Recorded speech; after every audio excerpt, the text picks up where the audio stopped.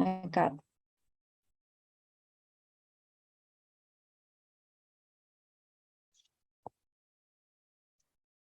And I'll start letting people in.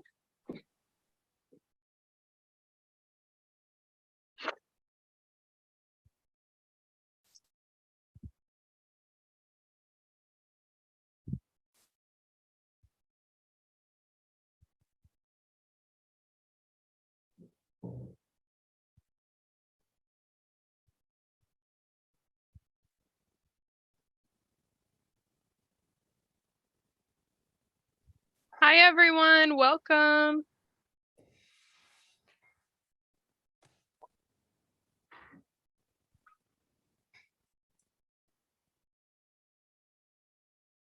Hello.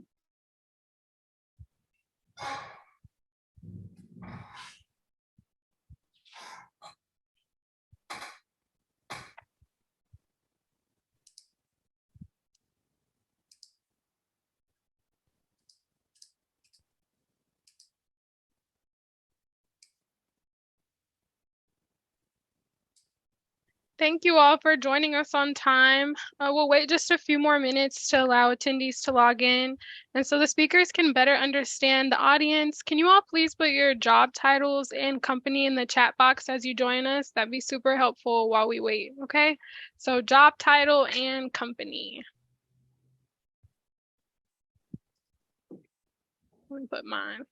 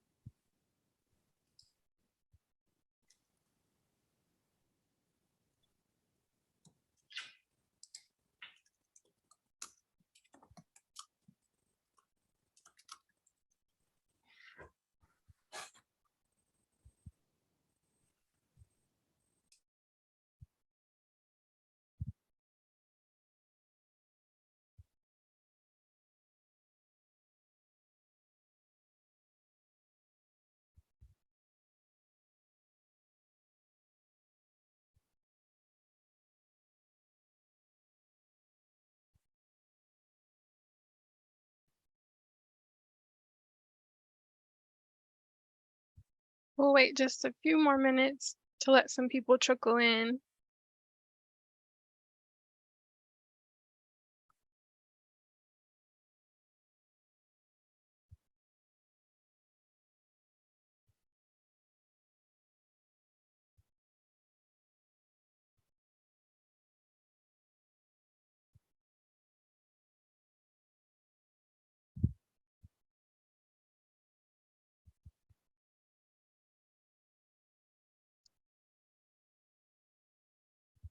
For those of you that are just coming in, if you could drop your job title and company name in the chat box, that would be really helpful.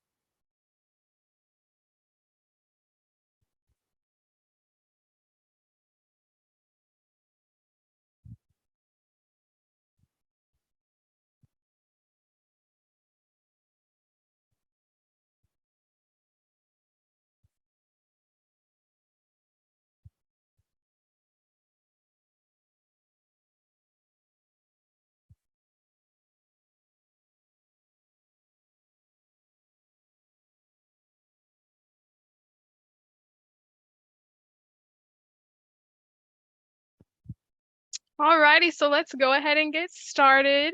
Good evening again. My name is Tamar Daniels, and I'll be your host and moderator for this evening's discussion.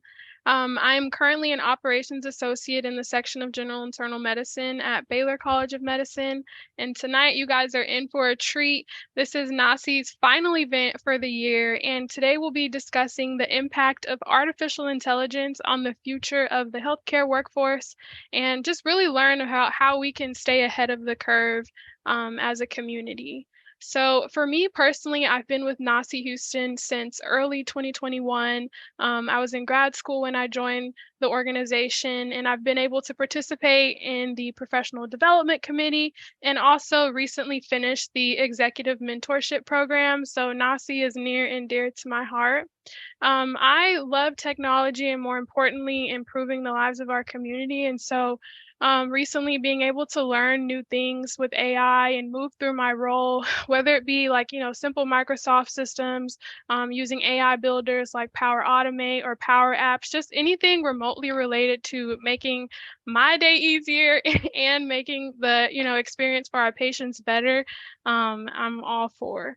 And so I'm excited to hear this discussion and, really just understand how using AI benefits us in, a community perspective with healthcare, but also listening to our guests talk about how it helps within the staffing and HR space.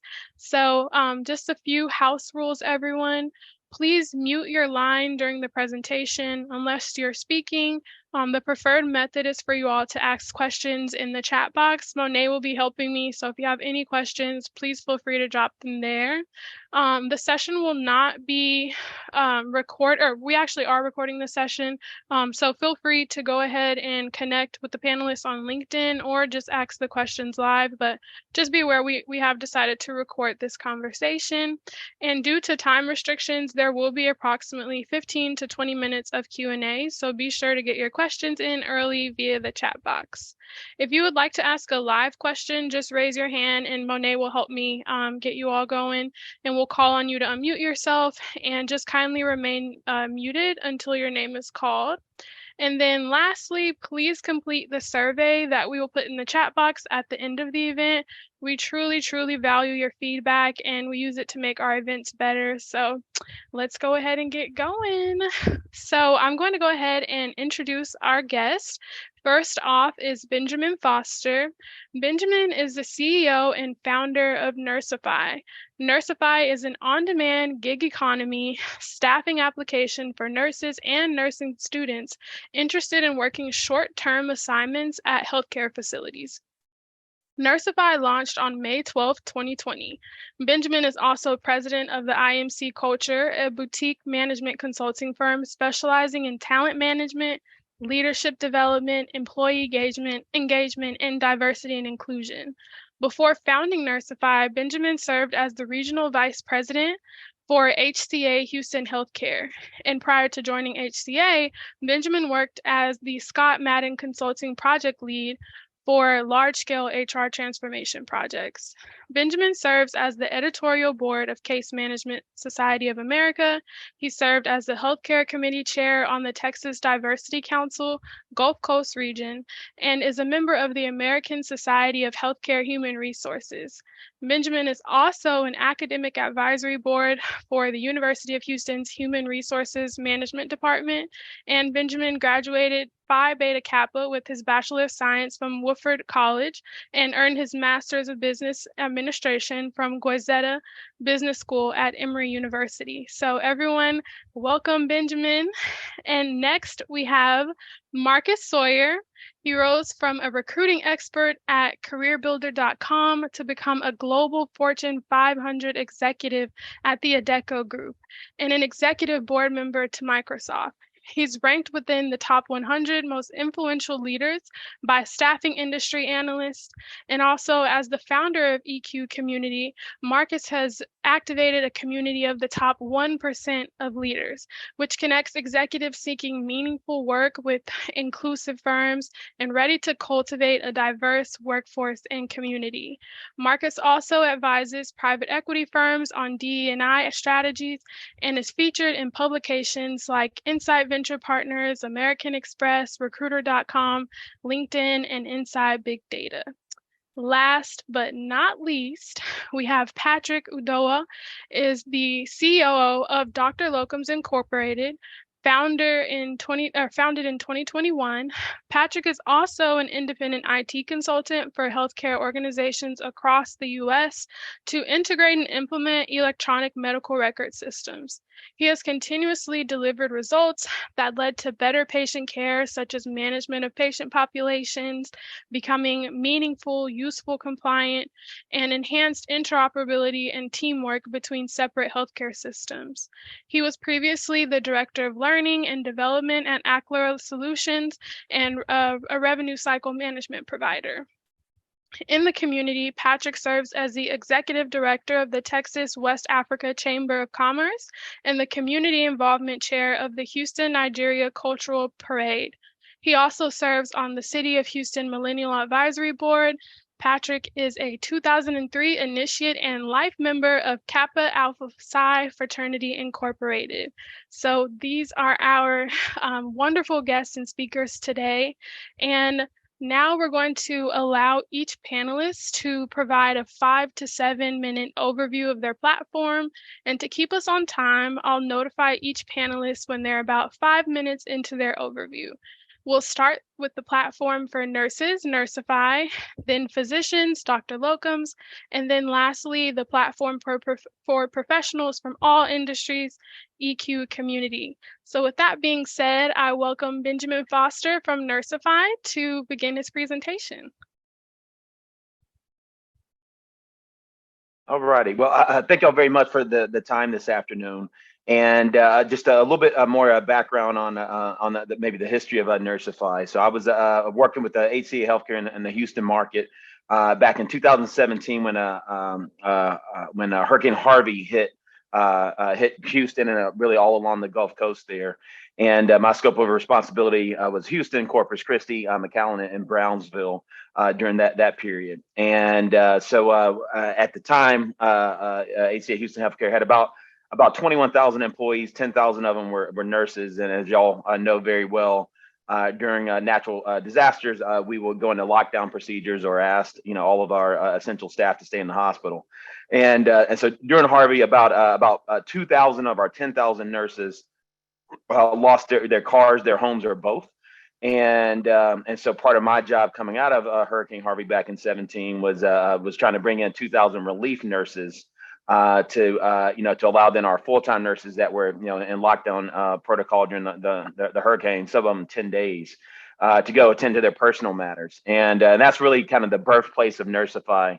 When I realized kind of how disjointed and fragmented the nurse staffing industry was on that. And then I'll keep it pretty short and won't necessarily tee up a demo right now. But Nursify nurses create profiles, facilities also create profiles and then post their assignments. And then behind the scenes, we're constantly trying to match the two.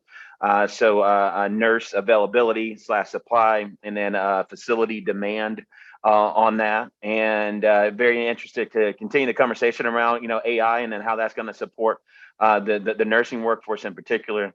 When I was at HC on any given month, oftentimes we were a couple hundred FTEs, full-time equivalents of contingent or contract travel nurses working in the facilities.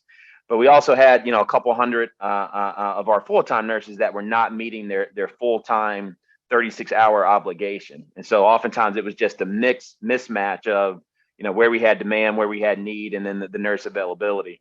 And so even before I left HCA, we were starting to explore ways to get better, to get smarter, to leverage AI to get better at predicting our peaks and volumes, and then kind of reevaluating our staffing thresholds based off peak season, our low season.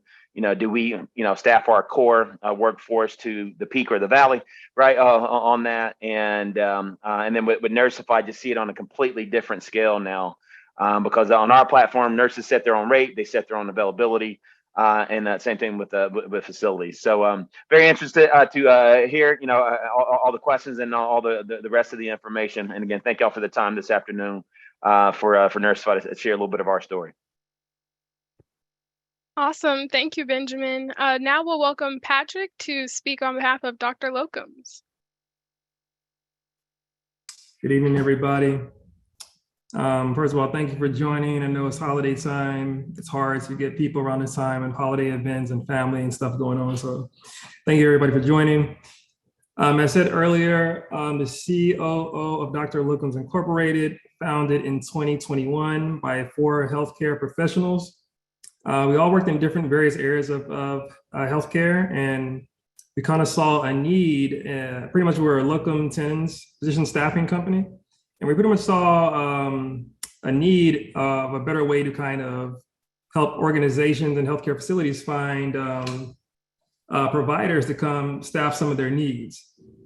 So I don't want to sound cliche, but we're trying to be more a bit of a disruptor in the industry and kind of help organizations look for locum tenens in a different manner.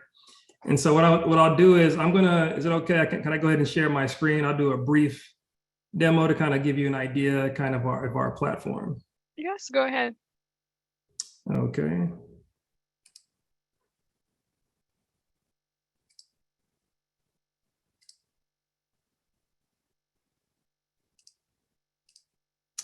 So I believe you should be seeing our website, right? Yes, we can see your screen. Okay, so this is the website for Dr. Locums Incorporated. We do have a mobile app as well, but this is our actual the actual physical website that you would go to. When you come to Dr. Locums, that app, here's our homepage, and we kind of try to make it very user-friendly and put a lot of our content on the first page to kind of make it user-friendly. Pretty much you can sign up right here. This would be a sign-up tool for healthcare organizations or physicians. We kind of talk about what is Dr. Locums. A lot of people have never even heard of a locum physician before. But pretty much is a physician that comes in to staff a temporary need for your organization, kind of like what a travel nurse is on their side. We kind of talk about some of the reasons why to use Dr. Locums, why would it benefit a facility or a physician. And then we kind of have a little infographic commercial, about a minute long, some of our sponsors, and just a few articles about the industry. But the main thing I wanted to kind of demonstrate today is if I click this button here as a healthcare executive or a physician, it will take me to a sign-in page, create an account. It takes just a few moments to create the account. It would have took me to a page that looks like this. I can put in my name, number, password, set that up, and within moments, I'd have an account created. Down here at the bottom, we do have API integration with Doximity. Doximity is kind of like the LinkedIn or Facebook for physicians. It kind of saves them some time from having to create new credentials. So, but I'm gonna go ahead and log in today to kind of show you what it would look like. I'll start off by wearing the hat of a healthcare organization leadership. So if I work for a certain facility or healthcare organization, I'm looking for a physician, what would that kind of look like for me? So here, I have all these different filters on the left-hand side that allow me to break this down by location. Right now, we're only in the state of Texas. We do have different categories based on physician specialty, and then also the type of daily rate that the physician would be looking to make, because kind of similar to Nursify, Dr. Locums, we allow physicians to set their own billable rate as well. So let's do an example. So for example, if I wanted to find somebody maybe in the specialty of neurology, down here at the bottom, I can go ahead and search that filter. We have a bunch of different physicians on the platform, but just for the sake of time, I'll just use Dr. Jerome here. I can see his location and his daily rate. If I go ahead and just click on his profile, again, I can see we have the Doximity integration. Another nice feature about this, it allows us to verify that this is an actual physician, because you can't have a profile on Doximity unless you're actually a verified physician. So I get a little summary about him, assignment duration, his preferred days of the week. You see, he just prefers weekends. There may be some who want to do 3 days on, 2 days off. Whatever pattern that physician prefers, they can set that up. I see his earliest start date is at the beginning of the year. I can see what type of EMR experience he has. So he's familiar with Cerner and Epic. So just a little history about him. As a healthcare executive for a facility, if I wanted to go ahead and make him an offer, I could go ahead and hit this button here. And again, I'm logged in as an administrator, so I have some additional options. But again, I'm just giving you a high level, an example. So if I wanted to make an offer for this assignment that we have available, you can kind of see the information there. And if I wanted to, I could go ahead and make an offer to that physician. From there, that physician would have 3 days to accept that assignment. They'd be notified as well. So that's just kind of a high level overview of that. I'm not going to put on that hat as if I was a physician seeking a facility that I'm looking for an assignment about different facilities around Texas, for example. So just to give you some more information, one of the things we're trying to do is there's no one-stop shop for physicians to come to find locum tenens work. So we're trying to change that as well. So we're trying to be like one source that they can come to and find multiple options for work that they're looking for. So for example, I see there's this assignment here at, again, same functionality over here with the filters, location, category, and keywords. Again, I could break it down by the daily rate. Let's just say I look at this St. Luke's profile over here. I can see information about the hospital system, who does the credentialing support, what are the open assignments they have, a message from senior leadership, and even a headshot option down there.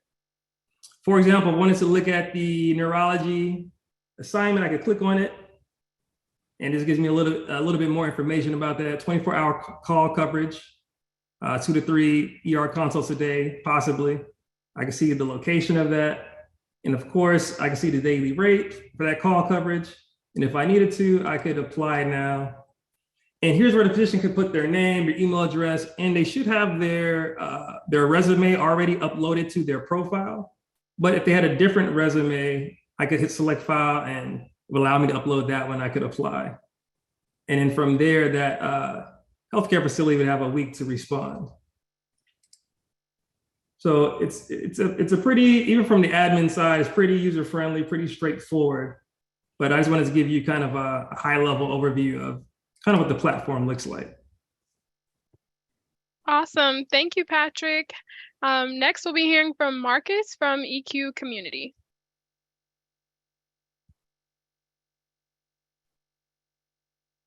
Hey, Tamara, can you hear me okay? Yes, we can hear you and see you. Okay, fantastic. Well, firstly, it's great to be here. So thanks for everybody taking the time out of their busy schedule. Just as far as EQ Community, the high level overview is EQ was really created to empower people from diverse backgrounds to get access to what I call the 4 C's, making sure that you have a community that is supportive of your next career moves, ensuring that you can get access to connections, and also meaningful careers that help you grow, which ultimately leads to capital. And the whole reason it was created was I had the fortunate opportunity of being able to connect with some great people and really grow my career. And I wanted to make that more deliberate for people from diverse backgrounds, mainly Black people, specifically in the United States. So that was why EQ started. I'll do a very quick demo just to give you a little bit of an insight into how the platform actually works. So I'm just going to go ahead and share my screen and let me know if you are able to see it in a second. So can everyone see my screen okay? Yes, we can see your screen. Fantastic. So I'll actually start in the reverse, in fact. So the community itself and the reason why we built the community was really to connect people. So I'll just dive into the community and then come back to how we work with companies.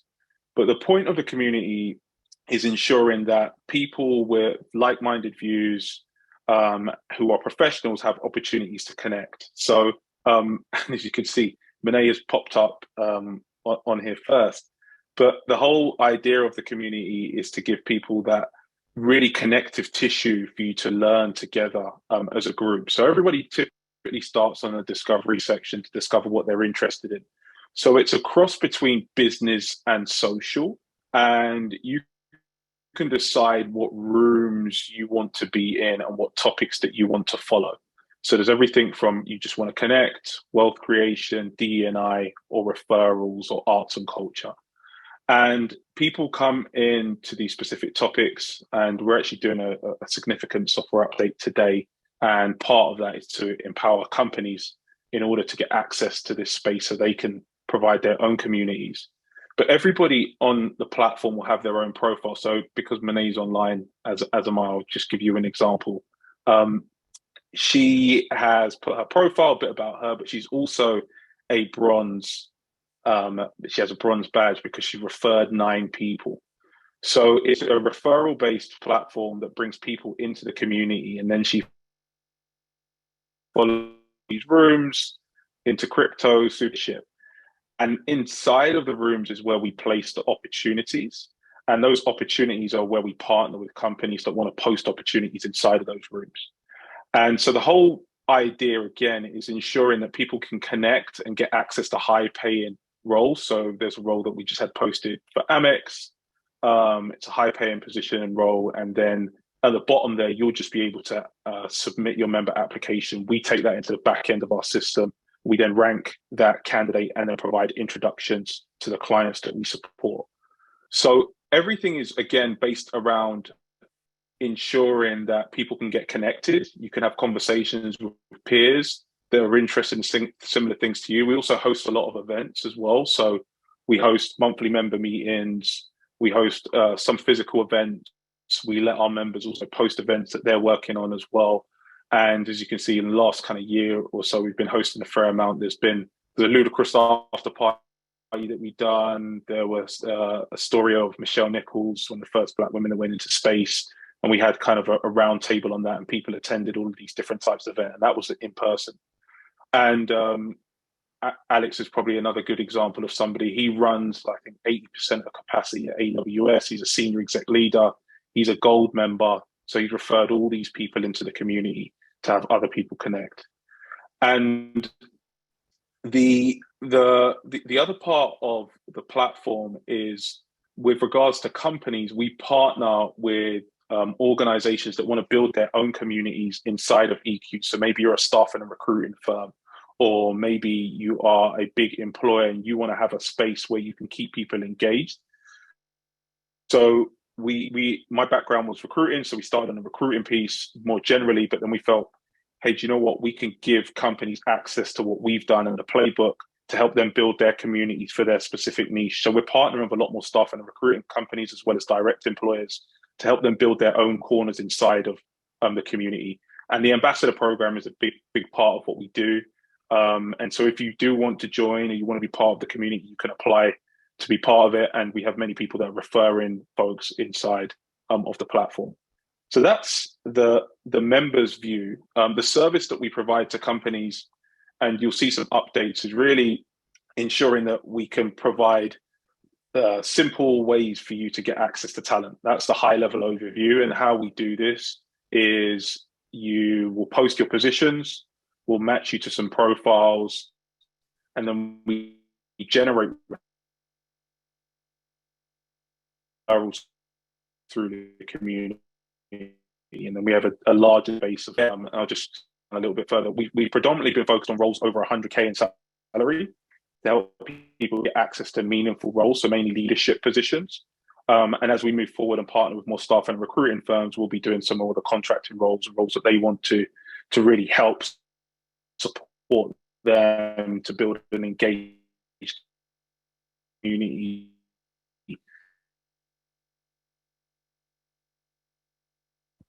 Marcus, I think you're breaking up there. No, where you have to keep going back into the world. Oh, have you lost me? Okay, we can hear you now. I'll stop sharing for a second.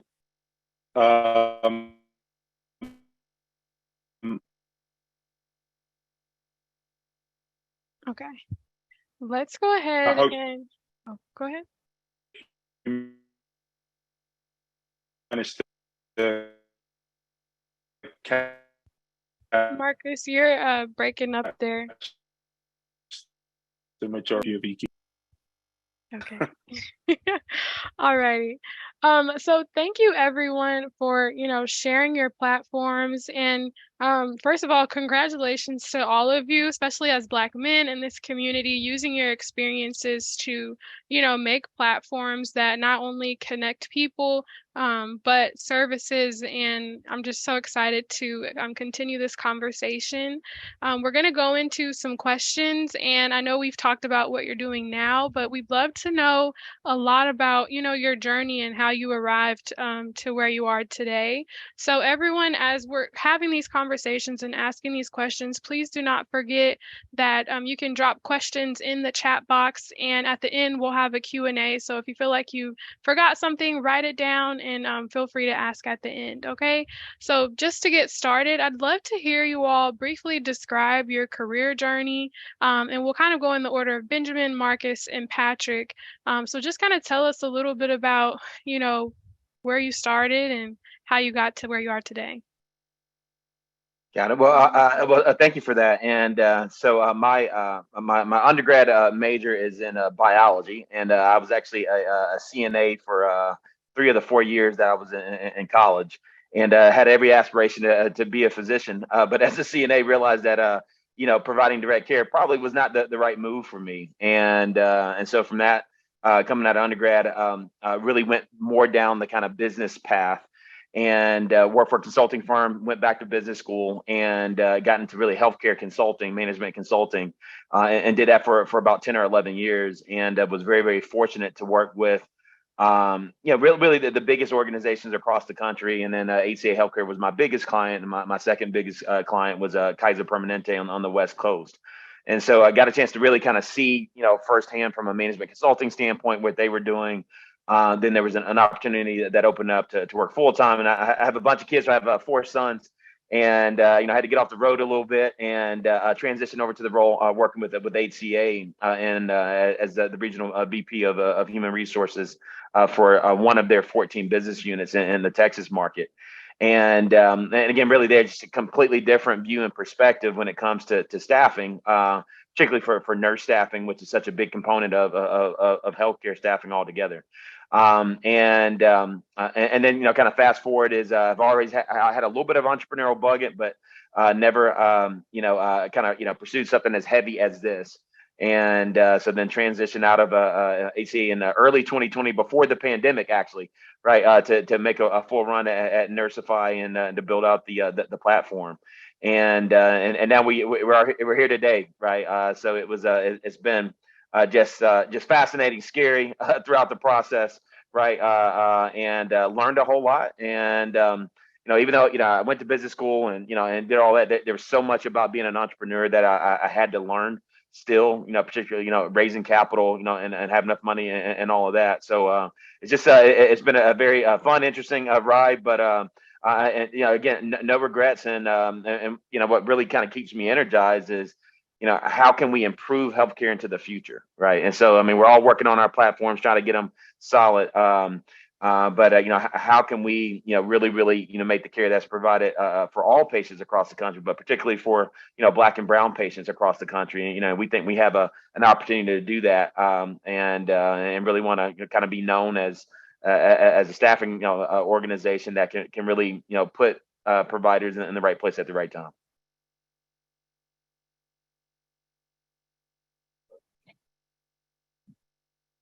Alrighty, and now Marcus. So Tamara, if my reception's not good, I'm going to turn my camera off. So you got to let me know. Okay, you're good now. Okay, great. So my background, I actually started in a completely different background to where I am. I started in sports. So I was actually playing football for many years, soccer, as we call it in the US. So yeah, a lot going on right now with the World Cup. And after that, I had a soccer scholarship, decided that I needed to get into something that was going to be more sustainable longer term, because you never know how that's going to go. And I decided to get a job in a gym, in fact. So I dropped out of university, got a job in a gym and thought I would make it back into football. And I didn't, but I continued in that path and started doing sales. And somehow, some way, I got recruited by a company called careerbuilder.com. And this was a time when we were disintermediating newspapers advertising to online job board advertising. And I spent best part of 10 years there and got promoted every year and then became a senior director at CareerBuilder. And then I got headhunted to go to the largest recruiting company in the world, which was the Adecco Group. So it's a $24 billion company.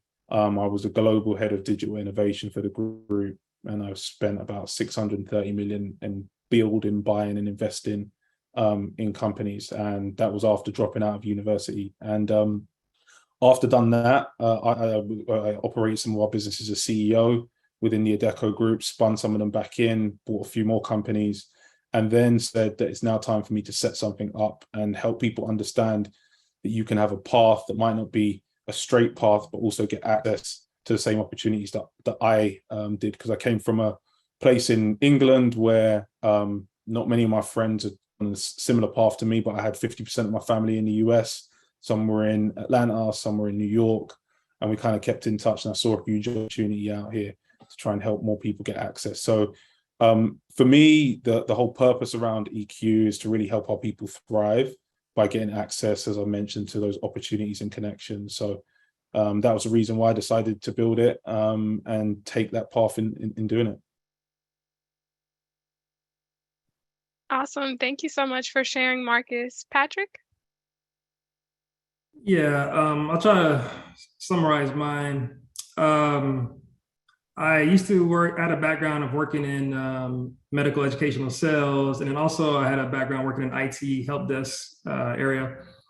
Then in 2014, Obama passed something called the High Tech Act, which stated that every healthcare facility had to have an EMR in place. In 2010, he passed it. It said every healthcare facility had to have an EMR in place by 2014. If you were incentivized to complete it on time, and you were penalized, healthcare organizations for not meeting that deadline. I'd already done MBA and I was in debt, and I was like, okay, I'm not paying for any more school. So I did find a program through HEC Coleman College of Sciences. I had a free grant program where you pay in advance, get reimbursed. But it kind of trained me to get into the field of health IT. Through that, back then the industry was very different. There weren't enough IT workers to meet the demand and the need. Through that school programs, where I landed my first opportunity in Ochsner Hospital in New Orleans, Louisiana. I moved there, kind of learned the industry, and from there became a consultant and started traveling around for probably about 10 years. I've worked with all the big name healthcare systems. I've probably worked with in some shape, form, or capacity, from Cedars-Sinai to Bascom Palmer in Miami, MD Anderson, Yale. You name it, I've probably been there. So that's kind of how I got into this field.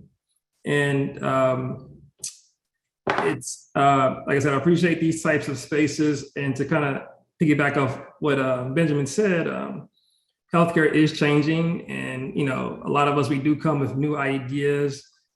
Healthcare has been kind of ran for the longest by kind of a certain set of people who don't, have a lot of old ideas. So that's why I appreciate these types of forums where we can bring new ideas and the IT and AI integration. And one last thing I just want to say, I forgot to mention this earlier. One of the benefits, I just wanted to go back to how the AI kind of ties into our mobile app. Pretty much we're collecting a lot of data from the supply and the demand side of the physicians and the healthcare facilities, and we can start tracking trends of what seasons are locums needed, what are do the pay rates change during what seasons, how much does this cost this organization yearly? So as we build that data, we'll have a lot of that predictive capabilities to do those types of things. Awesome. Thank you for sharing. So I know, Benjamin, you kind of briefly talked about this, how you kind of used, or your brainchild kind of started right before the pandemic, but a lot of the other platforms have been, started during that time. What inspired you all to make your platforms? Benjamin and Marcus, if you'd like to share. Got it. And for me, again, it was such a painful experience coming out of Hurricane Harvey on quickly staffing up a short-term need. That really was the kind of the burning platform for me is, and then the more I dug into it and the more I realized, how many different vendors we were working with at the time, and just how little transparency and little technology enablement there was the thing that kind of pushed me to make that leap is there certainly is a business need and a big problem to solve to just make everything so much more efficient. The other thing that I absolutely hated when I was working was how much time it took to get like new nurses onboarded on that, and then oftentimes we were rerunning background checks and all of that, and we already knew what happened in 2012, right? And so the other item that we try to solve on the Nursify front is at some point we would like that nurse's background to be a non-fungible token, right? That completely eliminates the credentialing timeline because everything that's happened in the past we already know, right? And it can be verified, and we can immediately place a nurse where she or he is needed the most. And then also you kind of keep kind of going down that path a little bit is we can actually know about how often they've logged into one of the EMR systems, how much time they've spent in the ICU, in the ER. And so why are we trying to validate that through a manual process? So just trying to really kind of eliminate the time to credential a nurse to bring someone on is our next step in that. And then what I get really passionate about is how can we explore some of the enhanced developments through COVID, right, to expand care for nurses, right? Telehealth has already been happening, but there's so many technologies that are being developed that will take away the biggest problems facing nursing and the physical burden of nursing that can be supported by AI assisted robots and all that. So we're certainly want to be very close to that, and we want Nursify to become a verb. Right, is like I nursified my hospital. All right, what does that mean? I'm cutting edge, I'm leading edge on how to look at how to leverage our nursing workforce, tap into their creativity, and really kind of turn Nursify into a verb instead of an organization. Awesome, love the branding. And Marcus, what about you? What would you say was your inspiration? I know you kind of touched briefly on it, but if you would like to expand. Yeah, so there were a few things, and it was during COVID that I had a lot of time to think about what could be next. And for me, it was, what am I passionate about? Like, what do I do every single day anyway? And where's the market going, and what does the market demand? And I just felt that there was a huge need, seeing that there was a lot of roles that are mid to senior level, executive level roles that are hidden, and no one really knows about them, and they all get filled by referral. And I wanted to create more visibility around that. And I was consulting for a private equity firm at the time, and they asked me to come in along with somebody else to help them with their D&I strategies and plans for all their portfolio companies. They're managing like $94 billion. So I helped them with that program and that plan. It's like, this is what we're going to do. We're going to sign this pledge. I'm like, okay, you signed the pledge. Now, how are you going to bring the talent in? And I decided to quit my job. I said, I'll quit my corporate job at Adecco if you become our first customer. So I bootstrapped EQ completely and had a private equity firm as our first customer. So that really gave me the opportunity to jump from consulting to then having a first platform customer, and then to start to build out the business.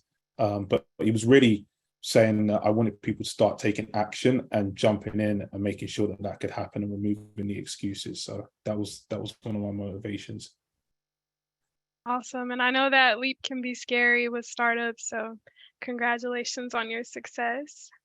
So next, I'd like to kind of know a little bit more about where you all see the future in training and development as it relates to artificial intelligence in the healthcare force. Patrick, would you like to add to that? Yeah, it's interesting that you asked that type of question. So I used to be a director of learning and development at Clara Solutions. provider who did the billing and coding for healthcare organizations, but I was kind of over a lot of the onboarding, ongoing training and support and things like that.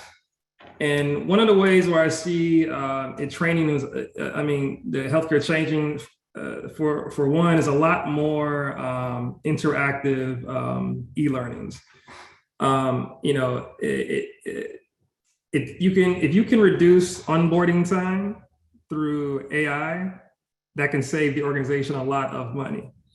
And you also, you know, you want to make it interactive so it's effective. If you can give that good quality training for any organization, really, in the beginning, studies show that you tend to retain employees a little bit better. Another one of the areas I kind of see it going is based upon performance results of employees. Once you have that data, you can have an LMS system, learning management system, that can automatically suggest certain e-learnings to kind of retrain those employees kind of in whatever area that they need help or further development in. So those are just the two things that come to mind off the top. Okay. Marcus, would you like to add anything to that? Just saying where you see the future of artificial intelligence in the workforce? Yeah, a couple of weeks ago, I was speaking to a company. They're based out in Singapore. And what I generally find is like a lot of the innovation comes from, it's already here, but it's just unevenly distributed. Somebody else has said that. It wasn't my thing, but somebody said that. And what they're doing, especially in the healthcare industry, similar to what Patrick said, it's around the learning and development. So they've basically got avatars that are doing nurses triage for you to go through the training process. And as you're going through that training process on your phone, like we're doing a FaceTime, this avatar is like a real human being. So it looks like us. And then it takes that information in, it transcribes that, and it then puts that in the system and gives you an assessment score, but they're using it for training. So I think you're going to start to see a lot of that happening as far as avatars. I'll put a link in here, and it's a little bit of a shameless plug, but 4 years ago, LinkedIn had asked me to speak at LinkedIn around the future of AI in the recruiting industry. And there were some things that I said 4 years ago that I think are now going to be true, and I'm probably a little bit premature. And one of them was people having the ability inside of organizations, mid to senior level folks, to train models. And I think you're going to start to see more and more of that to get the outcomes that you want. And that could be to relieve admin tasks. So anything that's high frequency, high volume, highly repetitive. Also create some creative writing. So whether that is manuals and training books and programs, where the information already exists and you can pull it in and train a model and feed a model, I think you're going to start to see that go. But this thing that I've got and I'll share was very much specifically related to the recruiting industry. So I think we'll see a lot of impact there around the matching, which has been going on for some time, but it's been very hard to do. And the more data that we have that is relevant and useful, the more we're going to see the AIs being able to do their stuff, so to speak. So yeah, even just within my team, we've all kind of been pushing to use more Power Automate, just simple things like filing or, you know, triaging certain emails, or just within certain data storage like functions, like being able to just set the trigger and forget it, and, you know, just taking that time away and being able to put it towards something else more productive. That's awesome. I'd say, Oh, I just wanted to add on one more thing. I just wanted to apply it to a actual situation we have right now. We have a position that's going to be starting soon for us in a healthcare organization in Corpus Christi. They need to get their EMR Epic training. They're not physically there, and we can save the organization money on a trainer, hotels, all those things, travel logistics, because of the remote training that we're able to do, and it keeps the physician happy as well. So that's another way it kind of helps benefit. Awesome. So moving into the next question, how would you all address the perceived threat by healthcare leadership to company culture by using gig/temporary workers? Benjamin, if you'd like to add to this one. Yeah, it's and this is coming from from a guy whose daily mission was to try to eliminate all contingent workforce contract nurses from our facilities, right? And that was when at the time it was a possibility to look at reducing the vacancy rate down to single digits. And just on the nursing side, that day is now it's just long gone, and it's kind of prehistoric to even think of that right now, considering kind of the supply demand imbalance within nursing. And my response to that is kind of like, and I hate using sports analogies, but I'm a sports guy. But if you think about coaching decisions within a game, whatever sport it is, if you're not already moving towards analytics-based coaching decisions pre-game, during the game, and post-game, you're already late and not going to be able to stay up with the movement and the trajectory of professional and college athletics. And I would argue the same thing is happening in healthcare. If as leaders, if you're not looking at ways to become a analytics-based decision maker in the healthcare environment and letting the numbers and some of the data and the AI help lead and guide that, you're probably already late. And because of that, it is too costly and unsustainable to think about providing care to the patients that we're going to need to treat using only full-time employees. There's regions of the country, particularly even southeast South Texas, right, where seasonality in some of the specialties can vary by 30%, between the low period and the high period. If you just apply that to 1,000 nurses, that's meaning bringing on and adjusting by 300 nurses between the low and peak season. And it's just too expensive to staff that at the same level throughout the year. And so my response is for folks that think that it's bad on company culture and all of that to bring in contractor contingent workforce. That is I would argue a bit of an old school thought. And now we have to change the narrative or the conversation around how can we quickly onboard, culturate the folks that we're going to be leaning on for a short period of time throughout the year to make the best experience for them, the best experience for the organization, but ultimately the best experience for patients, right? And if we all have to be leaning into that, right? We all have to be, kind of how can we quickly establish the best relationship with somebody providing care versus, trying to make the argument on how travel, or contract support is detrimental to the culture of the organization. It's just, and I realize that, I'm not being very I don't want to call it judgmental, but that is just a school of thought that in healthcare is going to be unfortunate and too costly if we don't change that really quickly. Right. And I think people often forget that you have to design it to work for you and your organization, a lot like with AI. You have to teach the platform to support you in the way you want. And so that's awesome. We're going to go ahead and move into the Q&A portion of today's session. And our first question from Tamala is, what are some tactics as it relates to change management with the intro of more tech and AI in the workplace to create buy-in? And this is an open floor, so Benjamin, Patrick, or Marcus, feel free to unmute and answer this question. Go ahead, Patrick. Okay. I'm just going to speak from my world of health IT and EMRs. Whenever we come in with a new system, we may be integrating 10, 20 different systems all into one single system. So it's a huge change to everybody. Everybody's scared. Everybody's nervous. So some of the things we do, we have change management consultants. And we do a lot of things like the lunch and learns to kind of show them in advance what is current state, what is future state, what's going to be changing. A lot of times the fear is just coming from not knowing what's coming or even how to use it. There's so many different supplemental trainings, e-learnings, classroom trainings, and even post-live support. And then another thing I'll say is also just showing them the why this is happening, because adults, learners want to know why. For example, we have something called social determinants of health within Epic. As a nurse, I could be rooming in patients and I could be filling out a questionnaire, checking food, transportation, shelter, any type of those insecurities. If there's an issue with any one of those, the system will automatically flag the physician to order some type of consult to social services. So when you see that brings better, because those people are more at risk for poor health outcomes. So if I can show you why this is better, I think it helps create better buy-in. Awesome, awesome. Benjamin, did you want to add something? No, I actually think Mark is unmuted. Emma, he was about to say something. Oh, okay. Marcus. Yeah. Yes, sure.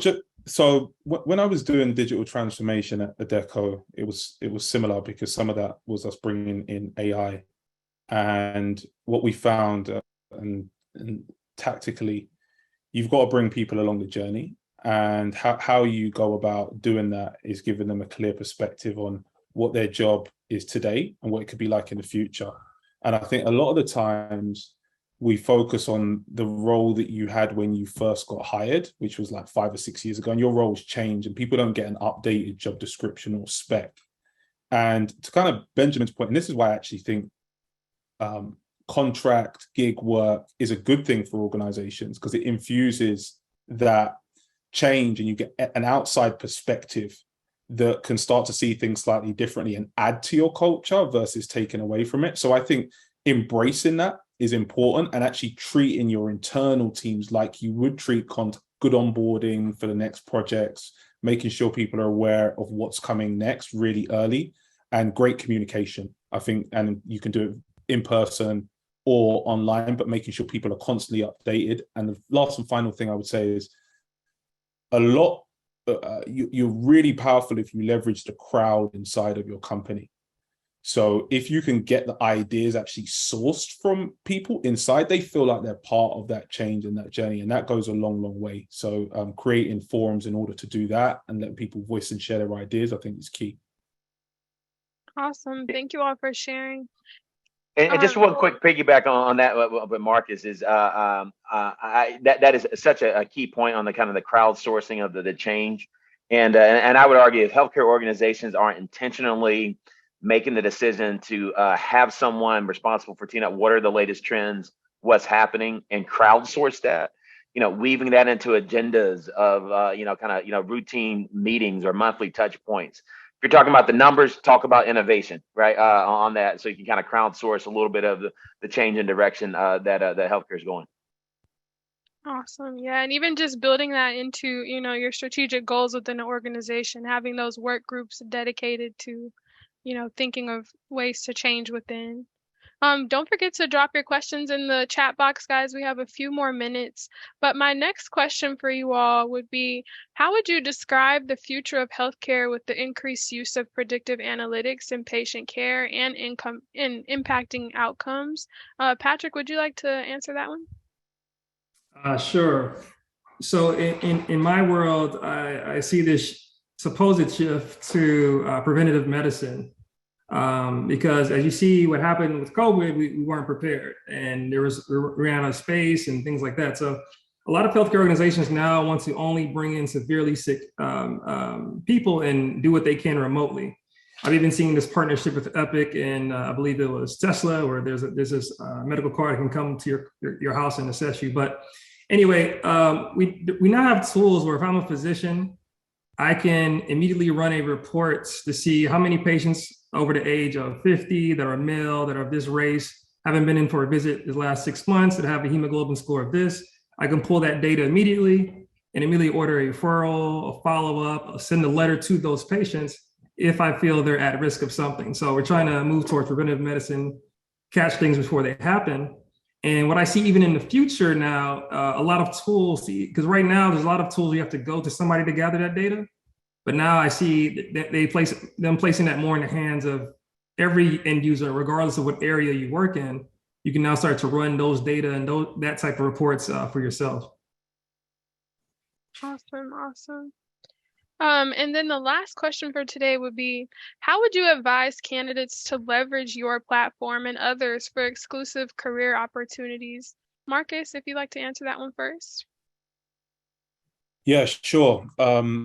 And so kind of going back to one of the points that I made at the start, which is around the 4 C's. The first thing is building connections, which can turn into relationships. I think 30% of employers still say that they get their best employees through referral, and that's not going to go anywhere or change anytime soon. I think what we need to try and change is who's referring those folks in. So I think if you're an individual building out your network, and it's not always like, hey, how do I get 500 connections or 500 followers, but taking time to deeply understand people that you might have met in the past that you haven't checked in with in a while. So that's what you can do on EQ. And you can invite your friends in and have new conversations around topics that are going forward. And then also apply for positions. Once you apply for a role, you then have the ability to then get alerts and updates inside of the EQ community. So bring people in, add value to the platform, and then the platform will add value to you. And that's kind of how it works. Awesome. Thank you. Benjamin? Yep, and you know, for us is you know, because we are so heavily focused on nurses, one thing that I would tee up is you know, we are big fans too of sometimes the old school ways of connecting, and by you know, hosting events that we do open up for all of healthcare. And you know, would love you know, to you know, if you know, follow us on social media, feel free to stop by and connect with what will be largely a nurse audience, but also you know, just healthcare in general. Because to Marcus's point, you'll be surprised at how those loose networks and connections can really drive you know, future long-term success. And I see some of my former colleagues on here. I see you know, some folks that I consider friends. And so yeah, that would be my plug for Nursify, is that when we do host an event, go ahead and stop through and break bread with us and start building that connection and network. Awesome. Thank you all. Well, that concludes our event today. Thank you to the panelists. I truly enjoyed the presentations and discussion, especially just understanding how to really use our community and leverage your network. And, you know, I hope you all enjoyed the event, and please consider, you know, other NACI events and joining us as an organization. Some of our events in the future will only be members only. And it's just a great way to start off the new year and truly invest in yourself. We are dropping a link in the chat box for you to complete a survey. If you all could do that, again, it just helps us really understand how to improve our events in the future.